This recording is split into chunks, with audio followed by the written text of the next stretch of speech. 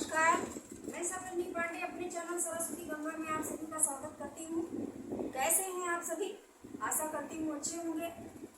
तो जैसे कि हम विराम चिन्ह पढ़ रहे हैं, विराम चिन्ह बहुत इम्पोर्टेंट होता है हमारे बोलने में, हमारे लिखने पढ़ने में। हम ध्यान नहीं देते हैं, यानी कि हम अपनी बात जब किसी से कह रहे होते हैं तो वहाँ जो हमारा एक लहजा होता है उनसे बात करने का, तो वही विराम चिन्ह होता है।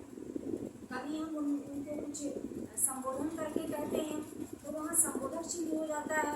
कहीं हम कुछ कह के फिर भाव भंगिमाओं से उनकी तरफ देखते हैं, फिर हम अपनी बात को पूरी करते हैं तो वहाँ भी कुछ ना कुछ विराम चिन्ह लगता है। यानी कि जिस प्रकार से हम बोलते हैं उसी प्रकार से विराम चिन्ह लगता है।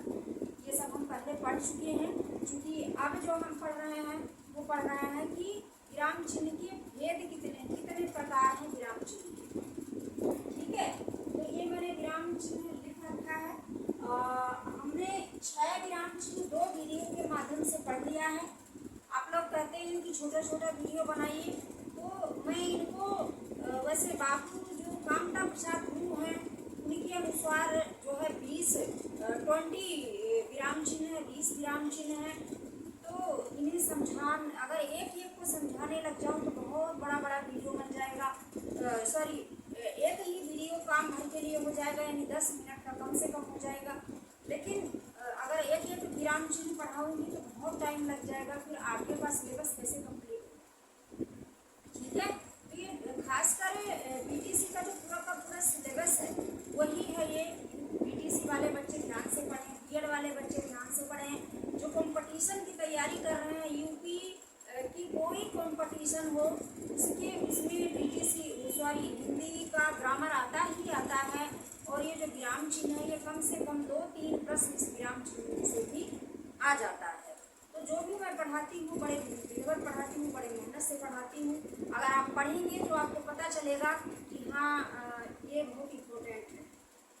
ठीक है, तो आइए चलते हैं देर ना करते हुए वीडियो की तरफ कि हमें पढ़ना क्या है। आज मैंने उप विराम चिन्ह लिया है, ये 7वां विराम चिन्ह है हमारा उप विराम चिन्ह। इसका चिन्ह इस प्रकार से होता है, 2 बिंदी होती है ऐसे रखी हुई, ठीक है, किसी शब्द के सामने, और इस प्रकार से इसको उप विराम चिन्ह कहा जाता है। इसे अपूर्ण सूचक चिन्ह भी कहा जाता है। अपूर्ण सूचक यानी कि अगर हमने ये विराम चिन्ह किसी शब्द के सामने लगा दिया तो अब उसका मतलब होता है कि इसके आगे क्या है। ठीक है, यानी कि यह अपूर्णता का सूचक है, इसे उप विराम चिन्ह कहा जाता है। और इसे अंग्रेजी में कॉलम क्या कहते हैं, कॉलम। ठीक है, आइए इसका परिभाषा देख लेते हैं। आप लोगों की सुविधा के अनुसार मैंने परिभाषा लिख दिया है। तो जब किसी शब्द या वाक्यांश को अलग दिखाना हो अथवा शीर्षक को प्रभावशाली बनाने के लिए उप विराम चिन्ह लगाया जाता है। जैसे किसी शब्द को अलग दिखाना हो, स्पेशल रूप से दिखाना हो, है ना, कि मतलब मान लिया हम कुछ कहना चाह रहे होते हैं तो किसी व्यक्ति के बारे में, तो उस व्यक्ति को स्पेशल दिखाने के लिए हम क्या करते हैं, उसको लाके सामने खड़ा कर लेते हैं पहले कि ये हमारे माननीय फलाने महोदय हैं, और फिर ये इनका यहाँ घर है, ये वो बताने के बाद फिर उनके बारे में चीज़ें बताई जाती हैं। लेकिन पहले क्या किया जाता है, स्पेशल रूप से उनको लाके सामने खड़ा कर दिया जाता है। समझ रहे हैं इस चीज़ को? तो ऐसे ही कुछ शब्द होते हैं जो जिन्हें स्पेशल दिखाने के लिए, यानी कि विशेष दिखाने के लिए कि ये विशेष हैं, स्पेशल हैं, तो उसके सामने ये चिन्ह लगाया जाता है। इसे उप विराम चिन्ह कहा जाता है। ठीक है, ये मैंने लिख दिया है कि शब्द अथवा वाक्यांश को अलग दिखाना हो जब कब लगाया जाता है, या फिर शीर्षक को प्रभावशाली बनाने के लिए। प्रभावशाली यानी कि आप किसी के बारे में, शब्द मत देखिए, शब्द छोड़ दीजिए, सिर्फ मेरी बात सुनिए।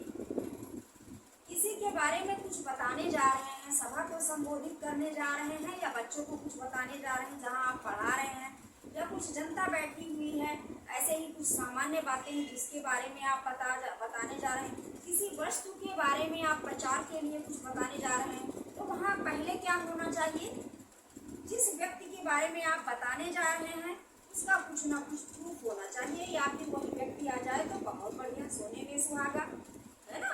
तो जैसे मान लिया हमें किसी व्यक्ति बारे में बताना है और कि ये है, इनका ये नाम है और ये हिंदी पढ़ाते हैं, ठीक है, मान लिया, ठीक है, या अंग्रेजी पढ़ाते हैं, मैथ पढ़ाते हैं, है ना। तो जैसे ही हम उस व्यक्ति को दिखाएंगे तो सबकी निगाह उस व्यक्ति पर पड़ेगी, यानी कि विशेष रूप से हम किसको दिखा रहे हैं, उस व्यक्ति को दिखा रहे हैं, ठीक है। अब हम उसके बारे में डिटेल बताएंगे, ठीक है। उसको आपने देख लिया, अब आपको ये समझ में आएगा कि आप बताया किसके बारे में जा रहा है, ठीक है। तब आप रुचि लेकर के उस चीज को सुनेंगे। और अगर उस व्यक्ति को नहीं दिखाया गया, ऐसा ही कथा कहानी सुनाई जाने लगेगी आपको, या उसके बारे में कुछ चीजें बताई जाने लगेगी कि ऐसे ऐसे करते हैं, इनको फॉलो करो या जो भी, तो वो लोग ध्यान नहीं देंगे। तो वही बात यहाँ पर आती है कि वो विराम चिन्ह इस प्रकार के जहाँ चिन्ह लगते हैं तो वो किस लिए लगते हैं, शब्द या वाक्यांश को अलग दिखाने के लिए, है ना। कि कहते हैं कि शिक्षा जीवन पर्यंत चलने वाली प्रक्रिया है। अब हमने इतना तो कर दिया, उसके आगे हमने पूर्ण विराम लगाया, लेकिन अब उसका क्यों, अब उसका कारण भी तो बताना है, उसके बारे में एक्सप्लेन भी तो करने हैं, उसके उदाहरण भी तो देने हैं कि इन्होंने ऐसे किया था, उन्होंने ऐसे किया था, ठीक है। चलिए, मैंने बहुत सारे उदाहरण लिख रखे हैं, आप देख लेते हैं। या फिर शीर्षक को प्रभावशाली बनाने के लिए, यानी कि जो कुछ हम बताने जा रहे हैं उसको, जिसके बारे में, उस चीज को, उस वस्तु को या व्यक्ति को जब हम सामने दिखा देते हैं तो वह प्रभावशाली हो जाता है। और फिर उसके बारे में जो कुछ हम किसी से बताते हैं वो आराम से सुनते हैं, ध्यान से सुनते हैं, रुचि लेकर सुनते हैं, ठीक है। तो ये था। अब ये मैंने लिख रखा है कंप्यूटर, लिख दिया मैंने कंप्यूटर। अब इसके सामने मैंने ऊपर विराम चिन्ह ये लगा दिया है, यहाँ पे ये ऊपर विराम चिन्ह हो गया, ठीक है। गोली गोली नहीं होती, बिंदी बिंदी होती है, मैंने बड़ा बड़ा लिखने के चक्कर में ऐसे बना दिया।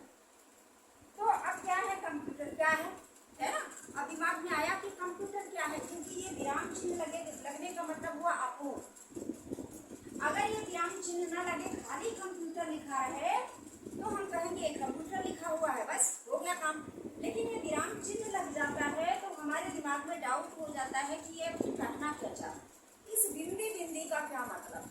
तो ये बिंदी जो है ये वो विराम चिन्ह है, इसे अपूर्ण सूचक चिन्ह भी कहा जाता है। अपूर्णता क्या है, अब इसके बारे में ये बिंदी क्या बताना चाह रही है कि आज की आवश्यकता, यानी कंप्यूटर क्या है, आज की आवश्यकता है, आज की अनिवार्यता है।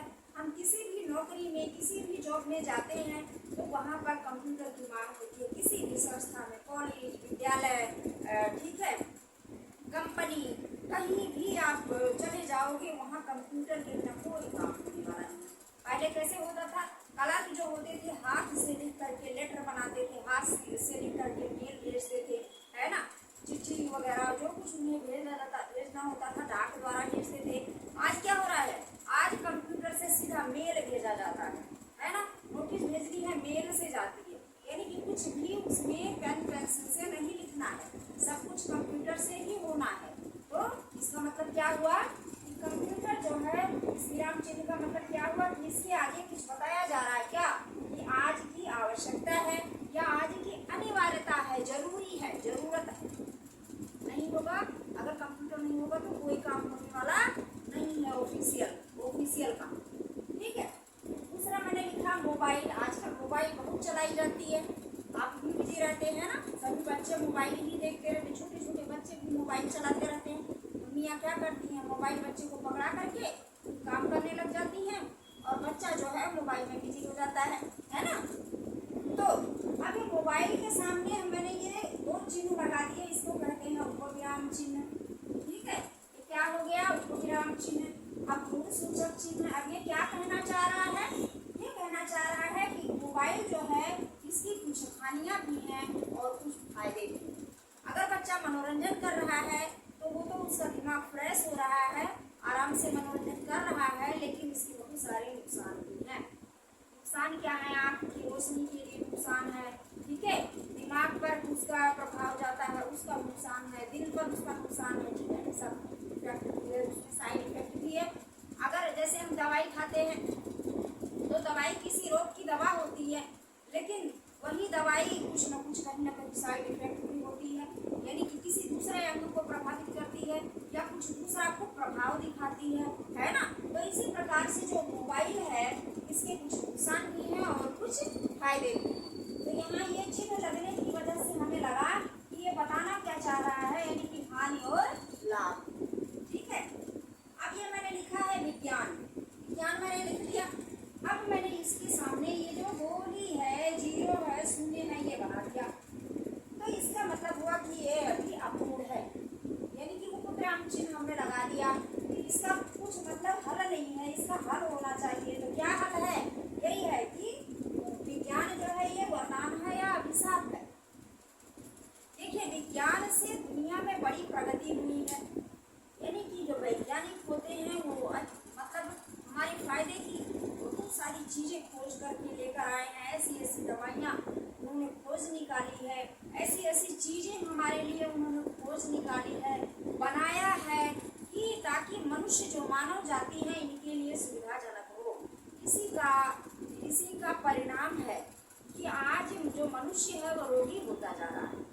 ठीक है, यानी कि गाय बैल, जो बैल हैं, बैल हुआ करते थे, बछड़े हुआ करते थे, उनको खेत में जुताई के लिए प्रयोग किया जाता था, तो ट्रैक्टर नहीं होते थे, तो कुछ मनुष्य को आधा परिश्रम मनुष्य को करना होता था, आधा बैलों को करना होता था। अब सब कुछ खत्म हो चुका है। तो ये जो विज्ञान है ये अभिशाप भी है एक प्रकार से, और एक प्रकार से वरदान भी है कि उसके माध्यम से हम कहाँ कहाँ पहुँच गए, अंतरिक्ष पर, चांद पर, है ना। और बहुत सारे दुनिया में इतना सारा डेवलपमेंट हो गया है कि खाने के लिए मशीन नहीं है, बस खाने की मशीन की जरूरत है। बाकी घर में कोई भी चीज़ नहीं है ऐसी बाकी नहीं है जो कि हमें ना मिलती हो। यानी कि चौराहे पर सिग्नल देने के लिए भी चाहे पुलिस वाला हाथ ना उठाए, सिग्नल ही काफ़ी होता है, वही बता देता है कि रुको या जाओ या तैयार हो। ठीक है ना। तो विज्ञान क्या है? वरदान या अभिशाप है, ये हमने देख लिया। तो इस चिन्ह का मतलब क्या होता है कि इसी के बारे में कुछ ये कहने वाला, यानी कि कंप्यूटर आज की आवश्यकता है, जरूरत है। मोबाइल क्या है? इसके लाभ भी हैं, फायदे भी हैं, नुकसान भी हैं। विज्ञान क्या है? वरदान है या अभिशाप है? कुछ भी है, दोनों है अगर देखा जाए तो। मैंने यहाँ लिखा कामायनी। अब कामायनी के आगे मैंने उपविराम चिन्ह लगा दिया। इसका मतलब हुआ कि जयशंकर प्रसाद, मतलब इसका मतलब हुआ कि आगे कुछ कहना है, तो इसके आगे ये कहना था कि जयशंकर प्रसाद की यह रचना।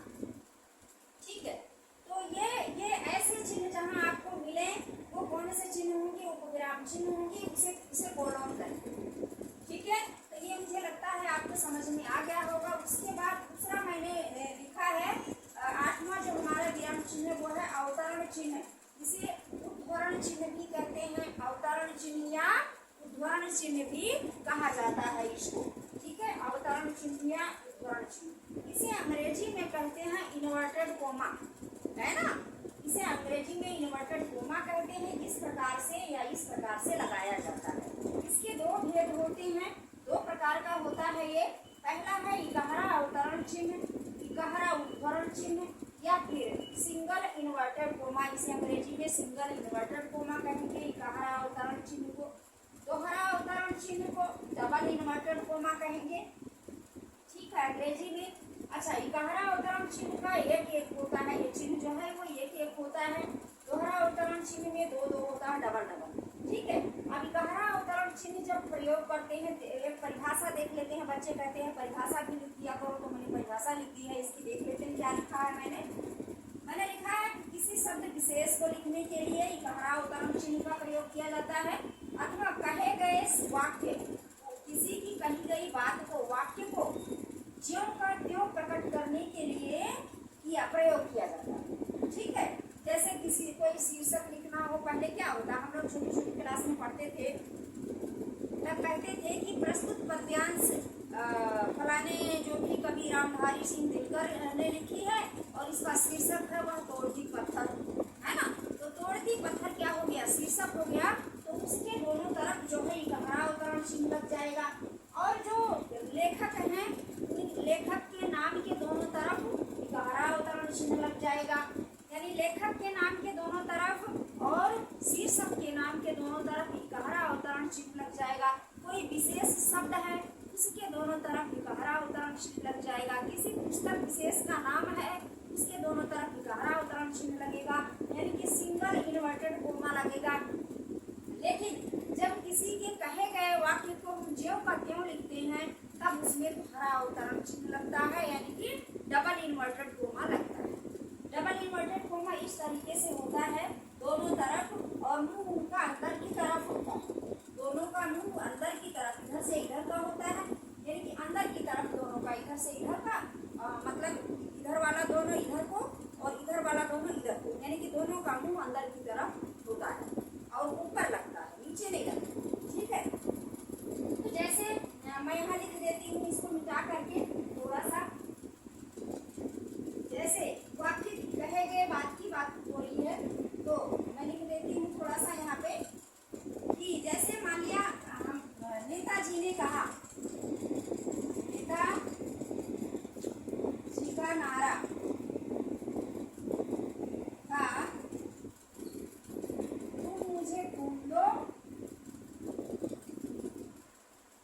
तुम मुझे खून दो, मैं तुम्हें आज़ादी दूंगा, है ना, मैं तुम्हें आज़ादी दूंगा। एक लाइन लिख के बता देती हूँ, बाकी वैसे और भी बता देती हूँ, तुम्हें आज़ादी दूंगा।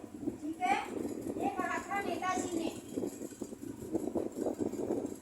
ठीक है, अब यहाँ पर जो है, यहाँ नहीं लगेगा, यहाँ नेताजी ने कहा था, ये ऐसे निर्देशक चिन्ह लग जाएगा और यहाँ लगेगा दोहरा अवतरण चिन्ह अंदर की तरफ मुंह घुमाकर, और यहाँ भी दोहरा अवतरण चिन्ह लगेगा अंदर की तरफ मुंह करके और यहाँ पर मुंह गिराकर। आ गया समझ में? यानी कि कोई किसी बात को जैसे कहता है उसी तरीके से जब हम लिखने में प्रयोग करते हैं तब उसके दोनों तरफ जो है दोहरा अवतरण चिन्ह यानी डबल इन्वर्टेड कोमा लगता है। ठीक है, तो मुझे लगता है समझ में आ गया होगा। पंडित जवाहरलाल नेहरू ने कहा था कि आराम हराम है, तो आराम हराम है किसने कहा था? पंडित जवाहरलाल नेहरू ने कहा था।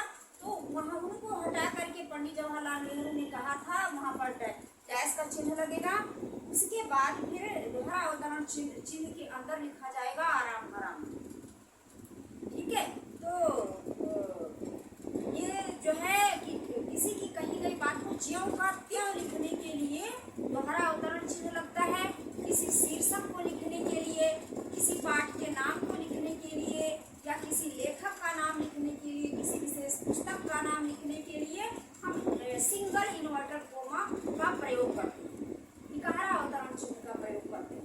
लेकिन जब हम किसी की बात को ज्यों का त्यों लिखते हैं तब हम वहाँ पर दोहरा अवतरण चिन्ह लिखते हैं, यानी कि डबल इन्वर्टेड कोमा का प्रयोग करते हैं। तो मुझे लगता है कि ये समझ में आ गया होगा, और बस इस वीडियो में इतना ही पढ़ाऊँगी। मैं समझाने की कोशिश में मेरा वीडियो बड़ा हो जाता है, मैं कोशिश करती हूँ छोटा ही रहे लेकिन बड़ा हो जाता है। तो चलिए, दो ही इसमें मैंने सिर्फ दो जो है विराम चिन्ह पढ़ाए हैं।